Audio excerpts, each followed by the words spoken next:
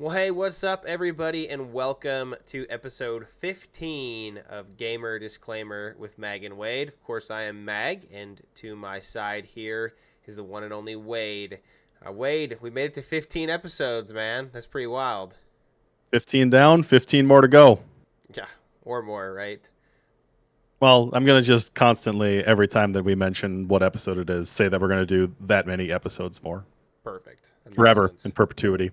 Yes. Well, I am very much so looking forward to today's episode. It's funny. I told you, I said I have our topic, and then I sent you the article, and then you said I was going to send you the same exact thing. So we both were kind of on the same page telepathically about this topic for tonight. Before we dive into it, let's go into our "What Have You Been Playing" segment for the week. So Wade, you can go first this time. I finished Elden Ring. Wow! Finished. I Congrats! have the achievement, and will shout it out with a screenshot at the end of the episode for the achievement of the week for earning all other achievements. I did do some cheeky cloud save nonsense on the Xbox so that after I finished and saw one of the endings, I was able to reload my game to a point before that and see all three of the endings that have achievements tied to them. This is probably another topic for a different day, but I feel so bad that I'm not going to play any more Elden Ring right now because I don't feel like I've even scratched the surface of what there is to do in this game, Hmm. even having allegedly earned all of the achievements. Like, there is still so much more to do. I don't even think I've explored all of the map, but I've beaten all of the major story related bosses required to get to all of the endings and the optional ones that had achievements tied to them. But that's done. I tried to start Blue Prince, Mm-hmm. which is a roguelike puzzle game on Xbox Game Pass and PC. Maybe it's on PlayStation as well. I'm not sure. I would be playing it on Game Pass. Uh, I've tried 2 nights in a row, and it seems very intimidating to me. I don't feel like I've gotten into it as much as I need to, but some video game reviewers that I appreciate and respect seem to say that it is just one of a kind in its own ranking with these things. So I do plan on giving it another shot. Another puzzle game that I jumped off of every time that I finished Blue Prince, then I went and played a different puzzle game that I had not sunk enough time into, which was Inscription, Mm-hmm. which is like a card based rogue.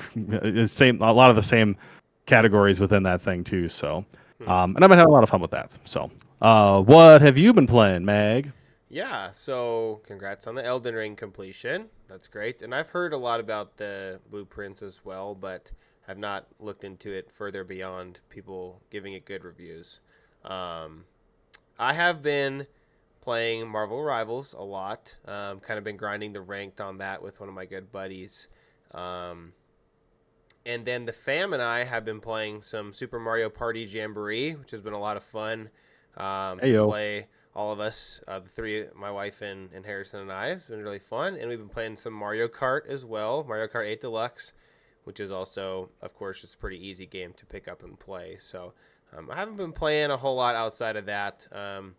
Been really grinding Rivals. The new season just came out, and they introduced a new character, and just been really having a hankering to play it, which I go through those stages, like I'll play one game for like 2 weeks and then I'll swap to another. So I played a little bit of Fortnite, a little bit of League as well. So I feel like those three kind of stay in rotation right now. So, but yeah, I could enjoying. Google it after the episode, but what is the new Marvel Rivals character? I know the Fantastic Four was dropped, and now I Yeah. assume it is somebody that's not in the So Fantastic it's Four. Emma Frost from the X-Men.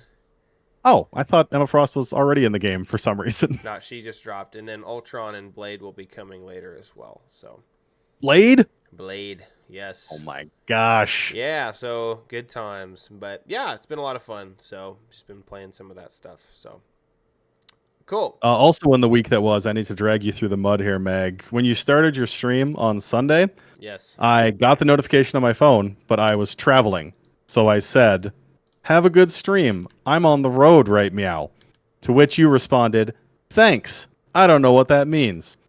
So shout off in the comments about how silly Mag is from rural North Dakota, not knowing that on the road means I'm driving. You didn't say on the road. Oh, you I are on the road absolutely right now. said Okay, that's right. Listen, man, I'm on that got the receipts. that baby brain trying to figure out which I can just blame it on that, but truthfully I've been sleeping enough. I've just been staying up late playing video games like a bozo. So, um great. So, let's talk about our topic.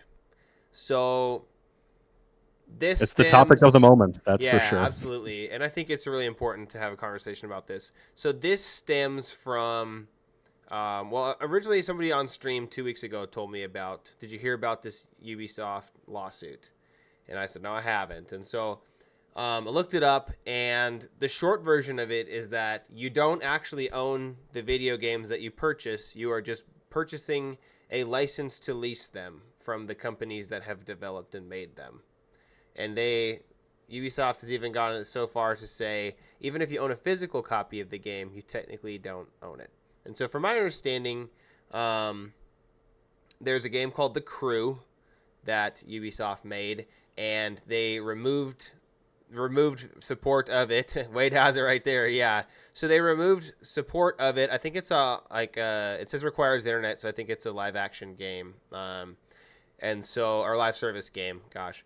And so from my understanding, I don't know if this is fully factual, but they removed it from consoles unless you had it like pre-downloaded. If you have a downloaded cop or a digital version of the game, you no longer can download it. And I'm not sure what has happened to the physical copies, which Wade can probably touch on that since he has one. But there's It this, hasn't burst into flame, if that's what you were wondering. It yeah, has not self-destructed. has not self-destructed.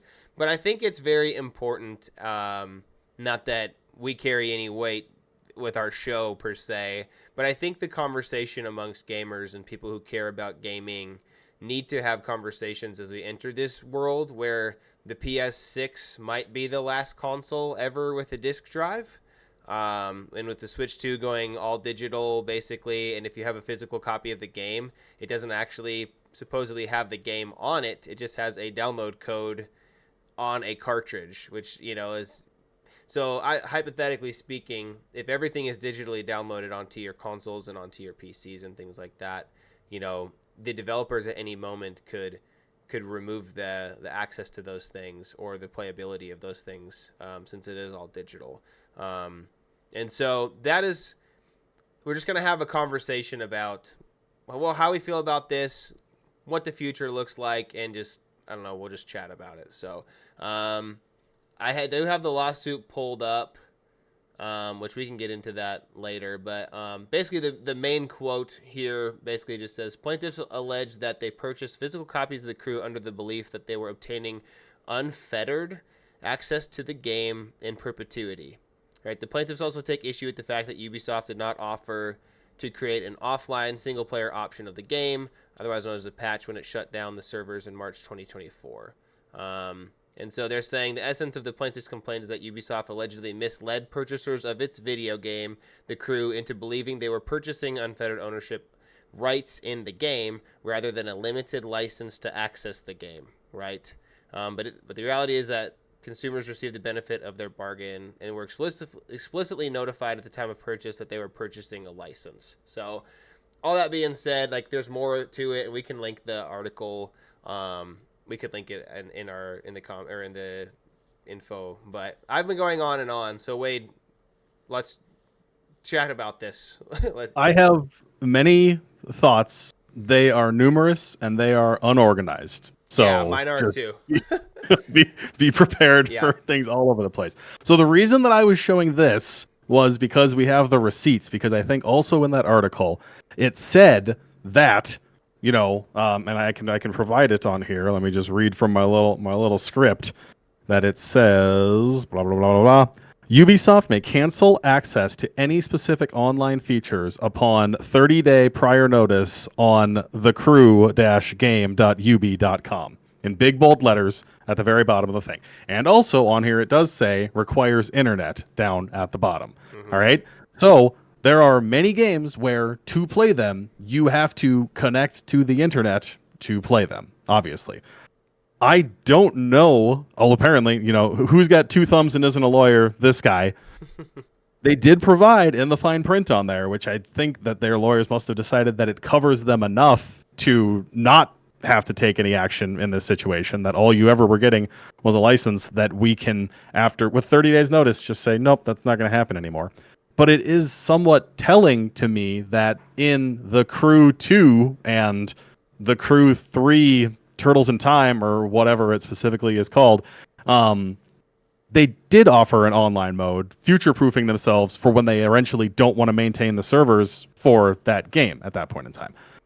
Other examples that this have come up with in the past were like Suicide Squad Kill the Justice League, which they're going to be taking the servers down. But before they did that, they're like, there's not going to be a live service game anymore. We're making this online mode so that it's in there, so as to not upset any individuals that paid, $100 for this game that wouldn't be able to do it anymore. Not like me, I bought it for $5, and maybe I'll convince myself to play it at some point in time. But we are talking about this from a perspective of games, but like, hasn't this been an issue with music and movies for a good long while? Like, it's new to this situation, I guess, but Yeah. So I'm with you. I have a lot of random thoughts. So obviously, like, as a retro game collector, as you see behind me, like, I own these games. Like, like these cartridges and discs that have the games on them that do not require online. I feel like I own them, and like, yes, I would say I own those games. But the fear of the future being a digital only market, I think that can get really scary when it's saying, hey, now it's, you're buying a license, you're not buying a game. And I think that goes into a lot of interesting things. did they get away with this internet thing from the day one patch that you were going to be getting as soon as you, like, the game that you want to play is not shipping on the disc that is going out. That's for sure. Yeah. Yeah, I don't know. I mean, I have to look into all this a little bit more. But like I said, like, something that I talked about with my friend, because we were talking about this before you and I were talking about it, is he said that it's just funny because, like, PC has been basically digital download only for the last 15 years plus, right? Like, when's the last time you bought a computer that had a disk drive? And if it did have a disk drive, what were you using it for other than to burn CDs, right? So, like, PC has been ahead on this for a long time and ahead of this for a long time, and this issue has never come up. And so now, like, he and I were talking about with consoles, like, the console generation is now entering this, phase of digital only for the most part. And now stuff like this is happening, and we're wondering how much more that will continue. So I think there's a difference between stopping updates to a live service game. But from my understanding, is that this game doesn't have anything other than, it's like when this, like, was it The Sims that launched and it was only like online and there was no like offline mode. So like, Was it this? Yeah, it was Sims 4, I think so. where there was no reason for it to need to be checking in to be Yes. online to play it, but it was anyway. That, again, these are just the random thoughts that are completely different things that are, I guess, sort of tangential issues to what it is that we are talking about here specifically. But like, the question is, do you own your games? And there's different kinds of ownership even in the digital space, from what I understand. Because if you get something on Steam, well, you're good as long as Steam exists as a launcher to launch your games. Yep. If you get a game from, it's like GOG or something like that, I believe, that is entirely independent of any launcher, then you will be able to play that game. So even within that all digital space on PC, they've kind of already addressed those kind of things. Some of it. So I had an interesting conversation with another friend before we actually got on the show, and he said, if we don't own our digital games, right? Yar, yo ho! If we are, well, speaking of does piracy actually exist? Yeah, right. And so he was saying, because if you don't actually own any of this stuff, right? What am I stealing then? What am I stealing? Exactly. Like, I'm stealing a license to play this game, right? Because we don't actually own it. And so, I don't know. I just think there's like this there's this interesting break from like when games like basically from like the GameCube, PS2, Xbox generation on to the next group where there were live service games and there were like it's just like almost like a definitive line of a break of like, okay, well now like from this point before we actually owned the games, right? Because Ubisoft's saying even if you have a physical copy of the game, you don't technically own the game. But you can't tell me that I don't own Sonic up here. You know, like I own I paid for this game and I own a physical copy of this game, right? And I can play it, all of it in its entirety, anytime that I want, as long as I have the console to play it on, right? Because it is a physical copy of the game is entirely on the cartridge and is playable from that cartridge, right? But like going back to the Switch 2, it's like, well, what's the point of paying $90 for a physical copy of the game if all that's on the physical cartridge is a download code that you could just get for $80? Like you're paying for a case and a piece of plastic, you know, unless the game is on the cart. If the game itself is on the cartridge, then that justifies a $10 price increase, right? Well, here's a point counterpoint, my Okay. guy. If I purchase Mario Kart World on digitally, it's locked to my Switch, and I'm the only one that can play it, and that $80 is gone forever.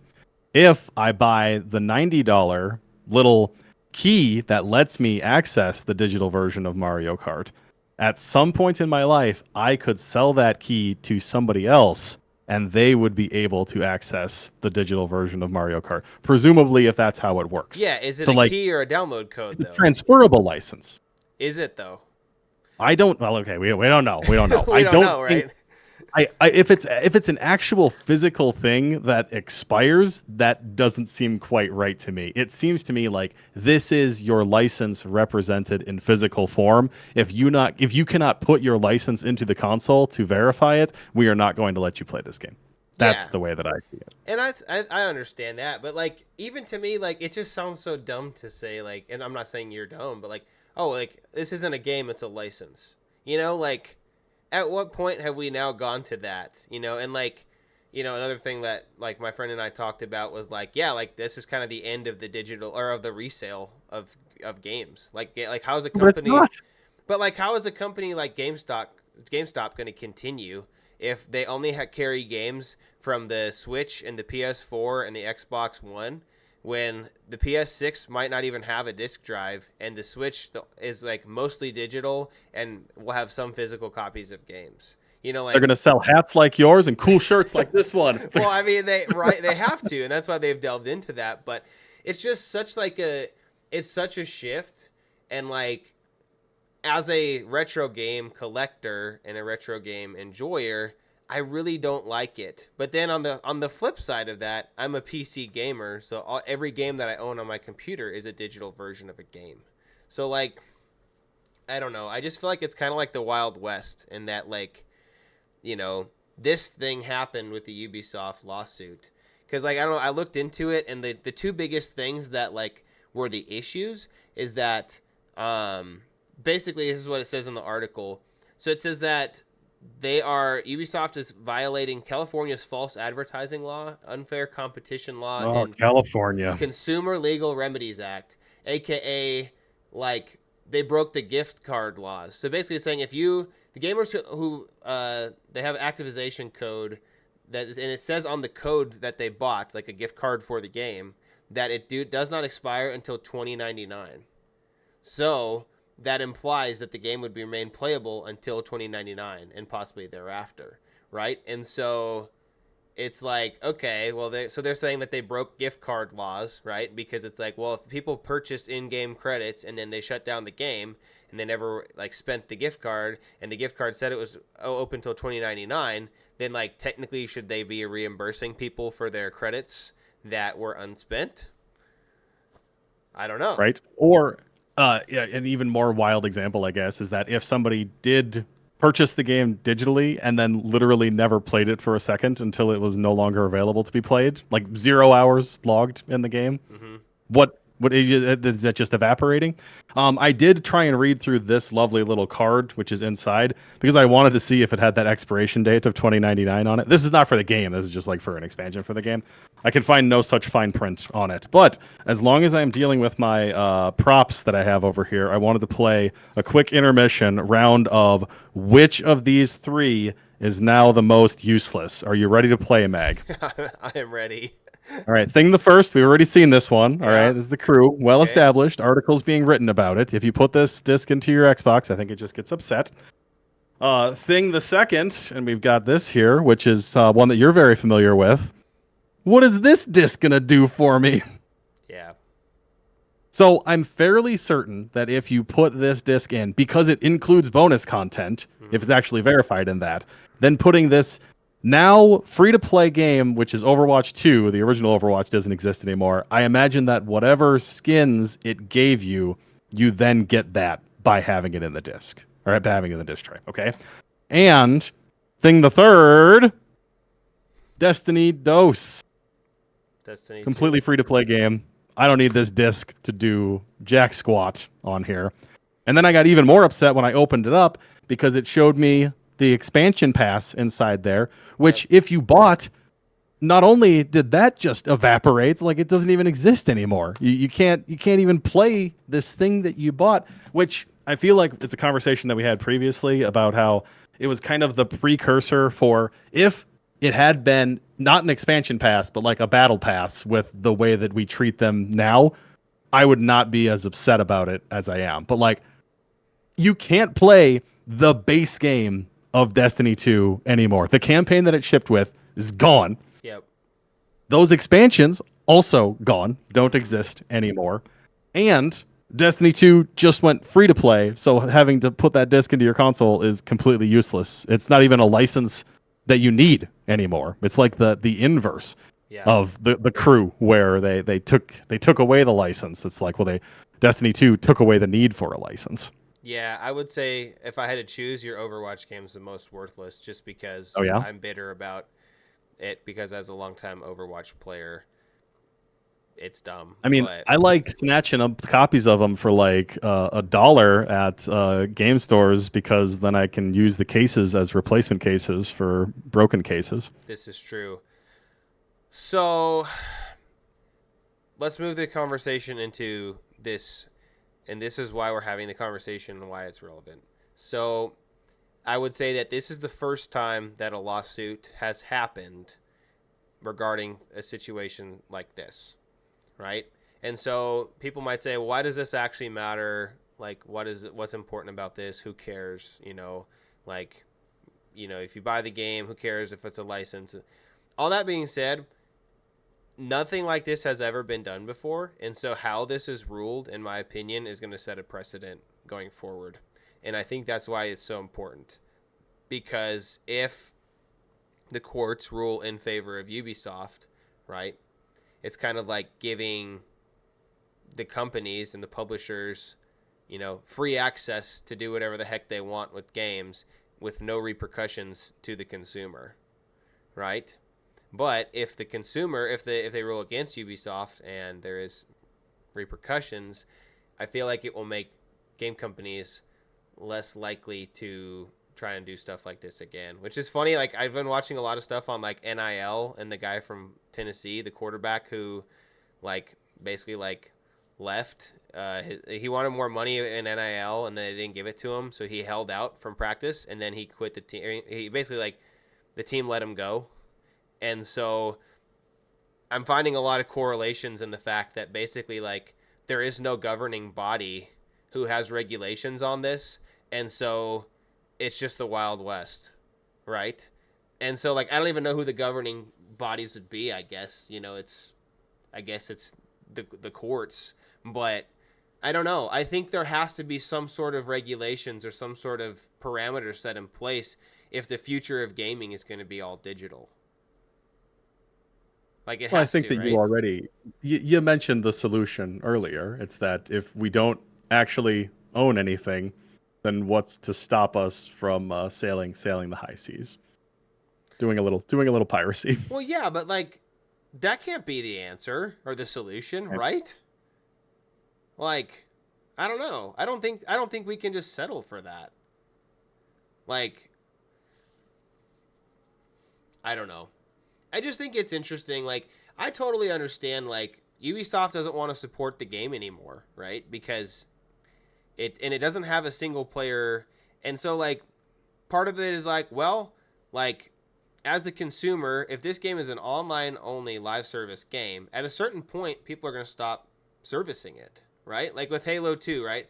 They cut off the servers at some point. There is still a single player campaign that you can play on your disc, but the online functionality of the game is gone, right? Does this same level of I'm primed and ready to make a lawsuit apply for any of these other free to play games where people made significant purchases into that ecosystem and then when they shut the game down and it's no longer playing anymore? Is that is it a completely different contract at that point in time? Like, is the crew the only use case that we have because it was just in this sweet spot where it was new enough that it was going to require servers and was going to be only online all of the time, and there was no single player mode, but not new enough that it hadn't been accepted into the new normal that we're living in right now, where games kind of come and go, and you throw $15 to them every season so that you can get Sabrina Carpenter skin.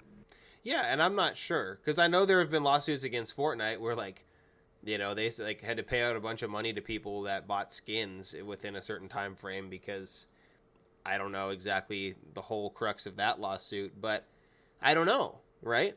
Because it's like X Defiant, right? If you bought any of X Defiant's content and now the game doesn't work anymore, like or like with Concord, like they reimbursed everybody for the game. But let's I say think that X Defiant reimbursed everybody too, if I remember correctly. yeah, I mean, I think that's like good faith and that's nice that they did that. But like I don't know. It's just that's what I'm saying. Like it's just a whole different world, and there either needs to be like on the front end, like, hey, this is a live service game, and if you purchase it at some point in the future, it may not be like serviced anymore, and so if you're sinking money into it, just know that at a certain point, that's what you were paying for the experience of playing this game while it existed. And if you have Didn't the that, end of that article say that Steam does that now? yeah, it says storefronts, including Steam, now include an upfront warning to customers that they're buying a license, not a game. Oh, well, that's more specific, I guess, to that Yeah, it situation. says I they. really do think that this just hit the sweet spot of they were in their infancy of figuring out this online only game, and well, we have to put something on store shelves to sell it, but also we need to push people to our next new game, so we're not going to maintain the servers for this thing anymore. You know? Yeah, well, and it's just interesting. But at least like because the other thing that we were talking about with my buddy is like at least with Game Pass, you don't own any of the games. Like you're just streaming them, right? And like with like Spotify and like Apple Music, like you don't own any of the music on those platforms. You're just streaming them and you're paying a subscription service to stream them, right? But like if I buy a song off of iTunes, right? Like back in the day, like I still have access to those songs because I've purchased the tracks. Or if I purchase a physical CD, it's not like now that you said it bursts into flames or I don't have access to it anymore because you've paid for that. And so obviously the music is a little bit different, but I just think there has to be some gates or barriers or definitive things about this, or else it's just going to continue. Like, because yeah, like half of me is like I'm not 100% sure where I'm at. Like, it's like offensive almost as a gamer to be like, oh, I only own a license. I don't actually own the game. But then also like if I'm paying to play the crew and it's live service only, or even like Fortnite. I mean, I put in a lot of money into Fortnite. And if Fortnite eventually dies, like I'm not getting that money back, but I also don't expect to get that money back, right? So, I don't know. I don't think that the publisher should have to return that either, especially on free to play games. I think where the crew gets interesting is that is a game It was that free actually, free to play. well, it costs money, right? Yeah. Yeah. So you're like, let's say it's $50, so you bought a $50 physical copy of this game, and now it's completely worthless, right? Because with Rocket League, right, you remember that they were like, oh, well now we're moving to free to play, and I had purchased it on like 3 different consoles for $20, and so it's like they give us a bunch of cosmetics, and then they're just like, okay, well, cool, and like that's how they handled it, and it just was what it was. So same with like Fall Guys, right? Mhm. So I don't know. I feel like it's just been very scatterbrained, but I'm a verbal processor. Like I know that about myself. So talking through this stuff helps me like process it and maybe come to some conclusions. So We are angry. What are we angry about? We don't we don't exactly know. know, but we know that we're angry. Yeah, It's just it seems like a slippery slope where we don't know what the uncertainty of what it's coming around to. I've seen many headlines coming out where it's just like we don't own anything and everything sucks. yeah. I'll be very curious to see like what happens though, right? So we'll see how it plays out. I mean, it'll be really interesting to see what happens. But I would say like I think that so they're saying like, oh, if you own a physical copy of a game, like The Crew, like your physical copy of The Crew is worthless, right? But like the Yeah. physical copies of these games are not worthless because it's different. They're different categories. But I think like I just was offended. I'm like, you're saying I don't own any of my games? What do you mean? I paid money for these. I own these games. And so that was kind of like the buzzwords of me getting like triggered about it. But I I don't do know. really get a kick out of your Sega Saturn games when you don't own a Sega Saturn to play them. Or a CD. I don't have that either. Yeah. That's So, fun. I like that. all right. Well, that's Megan Wade trying to figure out what the heck is going on with this lawsuit. Let us know in the comments what you think about it below. It And certainly has been an episode. yeah, sorry, I'm just rambling on. Cause I'm on that baby brain, so I'm just like my thoughts are all over the place and in a different planet. So, all right. It's time for the one and only segment of the show that is amazing. And that is Right. Mag's Achievement of the Week. Psych! Wade's Achievement of the Week. Oh no, I did the camera zoom thing again. Oh no. See, I love it. I I'm was so trying to happy. punk everybody and it didn't work. Ah! Wade's We Achievement can of the Week. we can mask this in post because you'll put the screenshots up that I sent over to you on the back end, which highlights all of the achievements that I earned in Elden Ring, including the final achievement, which is aptly called Elden Ring, which is for obtaining all other achievements. Xbox also tracks my statistics for how long I have played Elden Ring. Have you looked, Mag, or do you want to guess? I will guess that you have played it 127 hours. All right, convert that into days and hours and minutes because that's how it's presented to me right now. A nice Mm, 127 hours reference there. That was fun. you've played 6.5 days. It is a little over 5.5 days. 5 days, 16 hours, and 6 minutes, apparently. I feel like a lot of Perfect. that was like me setting the controller down as I walked away and did something else. But again, the achievement of the week this week is from Elden Ring, and the achievement title is Elden Ring Ah, for obtaining all other achievements. you did it. Yeah. Congratulations. Wade, Woo. you are a superstar. So I am Elden King. I fixed my camera. Great job. It was like going bling. I don't. It's just been one of those Put your hands down. days. I'm so scared. Please, no more, no more, no more. All right, so Mag's song of the week comes from it's a little spur of the moment inspiration. So I was watching one of my friends stream Celeste on a first time playthrough, and obviously there's Celeste is known for its music, a lot of really cool songs in that game, but there is I'm not exactly sure the name of the track because I didn't look it up before we recorded, but level 2, the mirror temple or old site, we call it, not the mirror temple, the old site is the name of the level 2. There is the music is really cool, and at a certain point it is just music happening in the background, no drums, and then the drums come in, and when the drums come in, it's like turns into an absolute bop. And so I will include the whole song in its entirety for you to listen as we drift off into the sunset. But yes, it comes from Celeste, which is one of my favorite games. Obviously, you can see right here, I have my Celeste scarf. Oh, fancy. And yeah, it's the music from the old site, which is chapter 2 in Celeste. So great. Well, we appreciate you all watching with us. Promise you, the first 15 were great, but the next 15 are going to be even better. And if they're not, doesn't matter, because we're just excited to hang out with y'all once a week and with each other and talk about video game stuff. And as Wade talked about last time, or a few times ago, that he thinks this show is basically just Mag's crazy takes and needing somebody to bounce them off of. Would you say that's fair? Is that how you described it? I don't know if I put it on the. Did I tell you that like privately, or did we put it on the episode? I think you told me that. Maybe you told me that post.